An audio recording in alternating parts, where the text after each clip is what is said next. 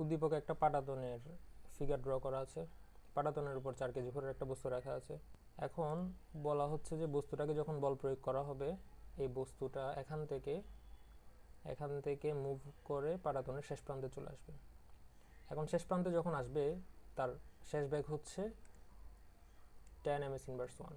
তাহলে আমি ধরে নিচ্ছি যে ওই বস্তুটার যে বল প্রয়োগ করার ফলে যখন স্থির অবস্থায় ছিল তখন তার ব্যাগ ছিল 0 ms ইনভার্স 1 এবং শেষ পজিশনে এসে ব্যাগ হচ্ছে 10 ms ইনভার্স 1। এখন এখানে আরেকটা ইনফরমেশন দেওয়া আছে যে ঘর্ষণ বল 0।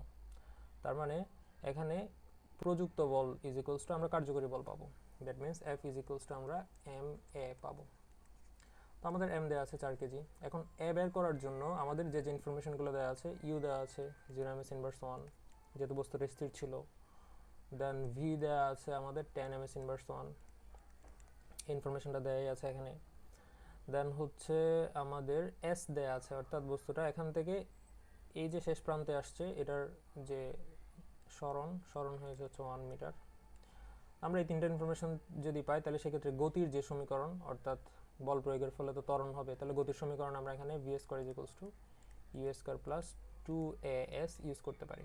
ওকে, তাহলে আমরা শেষ বেগ হিসেবে পাচ্ছিলাম হচ্ছে 10 স্কয়ার, আমাদের আদি বেগ ছিল 0, and 2 into A into S হচ্ছে 1 মিটার। তাহলে আমাদের এ বের করতে হবে যাতে আমি বল বের করতে পারি। তাহলে 10 স্কয়ার হচ্ছে 100 ইজ ইকুয়ালস টু 2a। তাহলে আমরা এ পাচ্ছি 50 ms ইনভার্স 2। এখন আমাদের এই ত্বরণটা যদি আমি এখানে বসাই দিই 50 ms ইনভার্স 2, তাহলে আমরা যেটা পাবো সেটা হচ্ছে আমাদের প্রযুক্ত বল 200 নিউটন, এবং এটাই হচ্ছে আমাদের গ এর অ্যান্সার। ঘ নম্বরে আমাদের জানতে চাওয়া হয়েছে যে এম বস্তুটি বি তরলে ভাসবে না ডুবে যাবে, গাণিতিকভাবে বিশ্লেষণ করো। এখন এই প্রশ্নটাতে একটু ত্রুটি আছে, মানে সোজা কথায় বলতে গেলে প্রশ্নটাতে ভুল আছে। সেটা হচ্ছে আমাদের তরলের যে ঘনত্ব, এই যে বি পাত্রের যে তরলের যে ঘনত্বটা দিছে না, এই ঘনত্বটা একটু খেয়াল করো তো। ঘনত্ব দিছে হচ্ছে তোমার 1200 গ্রাম পার সিসি, 1200 গ্রাম পার সিসি। এখন একটু নর্মালি আমরা চিন্তা করি পানির ঘনত্ব, নর্মালি পানির যে ঘনত্ব, দ্য ডেন্সিটি অফ ওয়াটার হচ্ছে জাস্ট 1 গ্রাম পার সিসি। তাহলে কোথায় 1 আর কোথায় 1200, তার মানে পানির ঘনত্বের 1200 টাইম, 1200 গুণ, হুইচ ইজ ইম্পসিবল।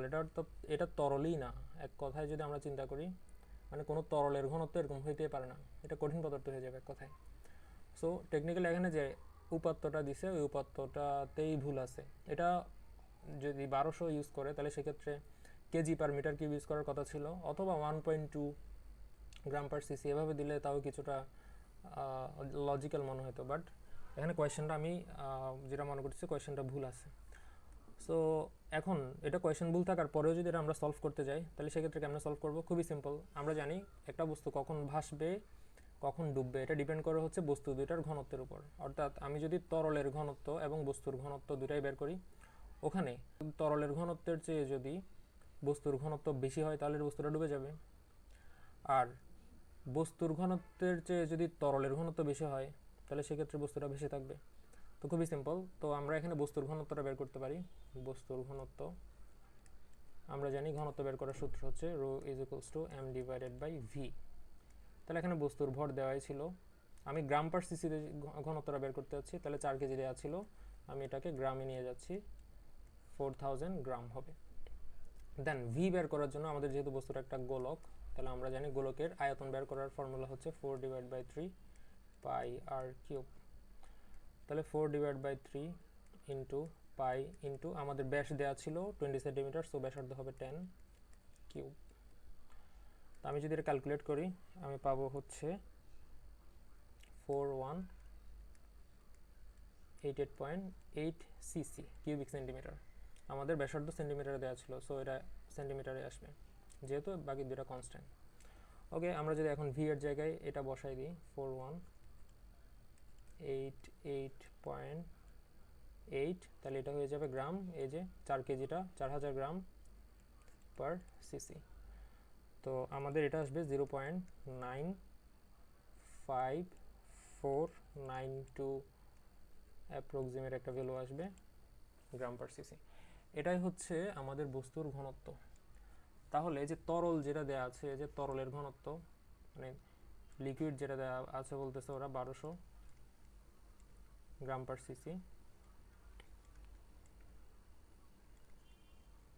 তাহলে এটা থেকে যেহেতু এটার ঘনত্ব বেশি, তাহলে বস্তুটা অবশ্যই তরলে ভাসবে।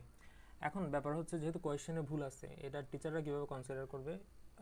আমি যতটুকু জানি, এটা যদি আমরা এভাবে করে দিই তাহলে টিচাররা ফুল মার্ক দেওয়ার কথা, ফুল মার্ক অবশ্যই দিতে বাধ্য, যেহেতু এখানে কোয়েশ্চেন ভুল দিছে। আর তো আমরা কোয়েশ্চেন মডিফাই করে করা পসিবল না।